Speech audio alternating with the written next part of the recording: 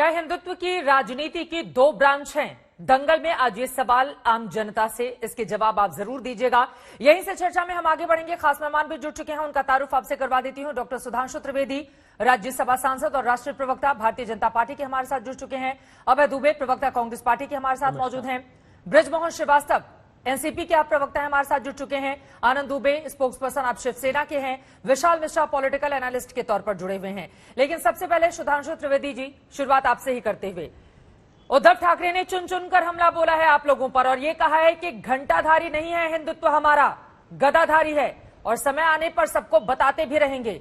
आपका हिंदुत्व नकली, उनका हिंदुत्व असली। क्या है इस पर जवाब आपका? देखिए, जो उद्धव जी ने कहा है एक बात सही है। हिंदुत्व वो था जो मुझे याद है 6 दिसंबर 1992 को रात 11:15 बजे बीबीसी लंदन की हिंदी सेवा हम लोग छत पे जाके सुन रहे थे, क्योंकि चारों तरफ दंगे का माहौल था और स्वर्गीय बाला साहब ठाकरे जी ने यह बोला था कि अगर मेरे शिव सैनिकों पे आरोप है कि उन्होंने बाबरी मस्जिद ढहाई तो मुझे इसके लिए गर्व है। तो गदा और शक्ति किसके पास थी यह दिखता है। आज जब उद्धव ठाकरे जी कहते हैं कि हम दादागिरी कोई दिखाएगा तो दिखा देंगे, तो चित्रा जी, इस समय दादागिरी है या मजबूरी है?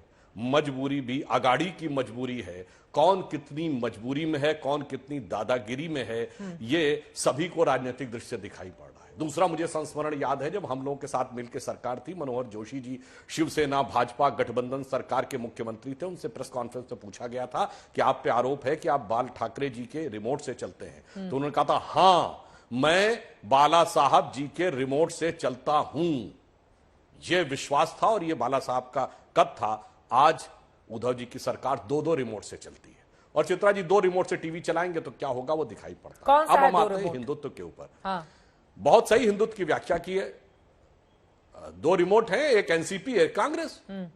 2 रिमोट से चलने में तो समस्या होती है और रिमोट की फितरत देखिए और हिंदुत्व के साथ हुई शरारत देखिए कि एक तरफ वो हिंदुत्व है जिसकी हम बात करते हैं, दूसरी तरफ वो हिंदुत्व है जिसकी किसी जमाने में हिंदू हृदय सम्राट बाला साहब ठाकरे जी बात करते थे। आज की शिवसेना का हिंदुत्व कौन है? ये उस कांग्रेस के साथ है जो केरल में मुस्लिम लीग के साथ है। ये उस कांग्रेस के साथ है जो बंगाल में पीरजादा अब्बास सिद्दीकी फुरफुरा शरीफ के गद्दी नशीं के सजदे में। अरे ये तो पुरानी बात हो गई ना, सरकार बने तो पुरानी बात हो गई। असम में बदरुद्दीन अजमल के साथ अभी तो हनुमान चालीसा पर बवाल छिड़ा हुआ है ना। अभी तो हनुमान चालीसा पर बवाल छिड़ा हुआ है और वो बता रहे हैं कि हिंदुत्व की परिभाषा कोई हमको नहीं सिखाई, क्योंकि हनुमान चालीसा को लेकर लगातार आप लोग निशाना साध रहे हैं उनके ऊपर कि हनुमान चालीसा महाराष्ट्र में नहीं पढ़ेंगे तो क्या पाकिस्तान जाकर पढ़ेंगे। उसी पर जवाब दिया है उन्होंने। उसी बिंदु पे तो मैं कह रहा हूं। हाँ। जो ऐसे लोगों के साथ आके खड़े हो गए तो फिर क्या हिंदुत्व, क्या हनुमान, मुफ्ती क्या राम, भाई, उनके प्रति क्या निष्ठा और उसमें कितनी इबादत और कितनी सियासत, कितनी श्रद्धा, कितनी राजनीति, यह स्पष्ट हो जाती है। और जहां तक बाहर निकलकर बढ़ने की बात है तो मैं एक और बात कह देता हूं। शाहीन बाग में लोग आपके घरों पे आके खड़े होकर सामने सड़क पे जाम कर देंगे तो वो अभिव्यक्ति की स्वतंत्रता है, और यहां पर कोई कह देगा कि आपके घर पे जाएंगे तो वह राजद्रोह है। मैं चित्रा जी आपसे नहीं कह रहा हूं, करोड़ों दर्शक जो देख रहे हैं वो अपने स्वविवेक से इसका निर्णय ले सकते हैं कि कौन सही है। चलिए ठीक है, अभय दुबे कुछ कहना चाह रहे हैं, उसके बाद आनंद दुबे जी मैं फौरन आपके पास आऊंगी। अभय दुबे जी, लेकिन बार बार ये जो बताया जा रहा है उनका नकली हिंदुत्व, हमारा असली हिंदुत्व, ये कैसे तय किया जाएगा? और हिंदुत्व की ये नई नई परिभाषा गढ़ने की जरूरत आज के समय में एक मुख्यमंत्री को क्यों पड़ रही है? चित्रा जी, हमको याद रखना चाहिए सनातन भारत का वो किस्सा जब जामवंत जी ने हनुमान जी को वरदान था कि उनकी शक्ति जब उन्हें याद दिलाई जाएगी तब उनकी शक्ति का जब स्मरण कराया जाएगा, जब उनके पास वो शक्ति आएगी। जामवंत जी कहते हैं कवन सो काज कठिन जगमाही जो नहीं होत तात तुम पाही, अर्थात जगत में ऐसा कौन सा काम है जो तुम नहीं कर सकते। तो ये जो शक्ति का स्मरण हमको कराया है गठबंधन को, अखंड पापियों को प्रहार से परास्त करने वाला गदा हम लोगों ने उठाया है, उद्दंडियों को दंडित करने वाला गदा हमने उठाया है, रावण के चारणों को धूल चटा देने वाला गदा हमने उठाया। और मैं प्रार्थना करना चाहता हूं, सुधांशु जी विद्वान साथी है हमारे और हनुमान भक्त हम सब हैं, मैं हनुमानों को याद दिलाना चाहता हूं जो इस दल में या उस दल में है कि वो मेरे युग के हनुमानों बोलो तो किस दिन की खातिर मौन लिए बैठे हो, लुट रहा देश घुट रहा सभी का दम है, तुम दम साधे क्यों होठ सिए बैठे हो, तुम राम भक्त पर राम कहां भाजपा में, तुम हो जो रावण के चारण बन बैठे। ये भारतीय जनता पार्टी जो रावण की चारण है उनके लिए कह रहा हूं, हाँ। तुम हो जो रावण के चारण बन बैठे, तुम राम लखन से पीठ किए बैठे हो। अरे जो राम लखन पाठ समझ में आ गया अभय दुबे जी, कांग्रेस पार्टी, अब जरा जल्दी से ये बता दीजिए, ये जो आपकी गदा है ये देशद्रोह का चाबुक क्यों चला रही है? अगर इनके ऊपर देशद्रोह के आरोप लगे हैं तो उसकी बड़ी देशद्रोह वाला कौन सा काम किया नवनीत राणा ने? क्योंकि बीते एक हफ्ते से इस बात को लेकर लगातार वहां पर चर्चा चल रही है जब से यह मामला सामने आया। हालांकि हनुमान चालीसा पर शुरू हुआ बवाल, बाद में थाने पहुंचा और फिर देशद्रोह की यह धारा। बस अंतिम बात कहूंगा, ये राणा नहीं, अंतिम बात नहीं सर, ये बताइए ना देशद्रोह क्यों लगा उनके ऊपर, क्या किया था उन्होंने? क्यों लगा इसकी भी बात बताई तुलसीदास जी ने उत्तर रामायण में। पढ़ना चाहिए तो पाखंडी लोग हैं, इनका उद्देश्य हनुमान चालीसा का पाठ करना नहीं था, इनका उद्देश्य था सांप्रदायिक सद्भाव को बिगाड़ना। तुलसीदास जी कहते हैं उत्तर रामायण में कि कैसे लोग होंगे, इन्हीं की व्याख्या किए, वो कहते हैं निराचार जो श्रुति प्रति त्यागी। और इसे समझ में आ गया आज आप सब रट के आए हुए हैं या पहले से आपको याद होगा सब, आज दोहा चौपाई सब यहाँ पर पढ़ देंगे। देशद्रोह की धारा क्यों लगाई है, किस जुर्म में, ये पूछ रही हूँ। आ रही हूँ उसके बाद सुधांशु जी आपके पास। अच्छा एक लाइन बताइए, मुझे बताइए, यही तो आदित्यनाथ जी ने भी नोटिफिकेशन जारी किया, उन्होंने कहा कोई सुनिए ना मेरी बात, से सीख रहे हैं आप लोग, उनसे नहीं सीख रहे हैं। हमने क्या कहा, जो उन्माद पैदा करेगा, रे वैभवशाली मंदिर भगवान हनुमान के बने हैं, क्यों नहीं जाकर पाठ करते? उन्माद कहां पैदा किया अभय दुबे जी, उन्माद कहां पैदा किया? वो घर से निकली ही नहीं थी, घर से निकली ही नहीं थी, कहां उन्माद पैदा किया? उन्माद का इरादा पैदा करना भी राजद्रोह का कारक बनता है। प्रधानमंत्री जी की यात्रा थी, जब कानून व्यवस्था की स्थिति राज्य का दायित्व है तो उनको थोड़े कठोर निर्णय लेने पड़ते। हाँ। हम सब पूरी आस्था के साथ भगवान प्रभु श्री हनुमान को याद करते हैं। प्रधानमंत्री की यात्रा थी, इस वजह से अराजकता का माहौल पैदा नहीं हो जाए इसलिए देशद्रोह की धारा लगा दी गई नवनीत राणा पर सुधांशु त्रिवेदी जी, और यही देशद्रोह की धारा आप लोगों को इतनी क्यों चुभ रही है?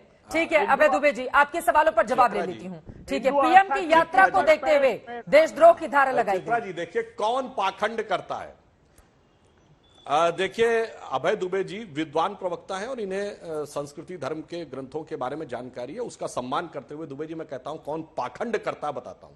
सारे दर्शकों से कहता हूं जाके देखो भाई कांग्रेस का मैनिफेस्टो 2019, उन्होंने कहा था कि हम सत्ता में आए तो देशद्रोह का कानून समाप्त कर देंगे, और 2019 के बाद यदि राजनीतिक व्यक्तियों पे देशद्रोह का कानून लगाया तो सबसे पहले राजस्थान की कांग्रेस सरकार ने अपने विधायक और अपने मंत्रियों पर लगाया, क्योंकि उन्हें लगा गहलोत सरकार के लिए खतरा पैदा हो सकते थे। और अब महाराष्ट्र में लगाया गया है एक ऐसी सांसद के लिए जिसमें ना महिला दिख रहा है ना दलित दिख रहा है, जो घर में बैठी थी। मैं पूछना चाहता हूं अभय जी, पाखंड क्या था वहां पर यह लिखना आपके चुनाव घोषणा पत्र में कि हम सिद्धांततः देशद्रोह के कानून के खिलाफ हैं, या कानून ना होना चाहिए ना उपयोग होना चाहिए, या यहां बैठकर रामायण के प्रसंगों के द्वारा उसको जस्टिफाई करना, यह आपका दोहरा चरित्र उजागर है। और जहां तक हमारी बात है, हम तो पक्ष में थे कि देशद्रोह का कानून होना चाहिए।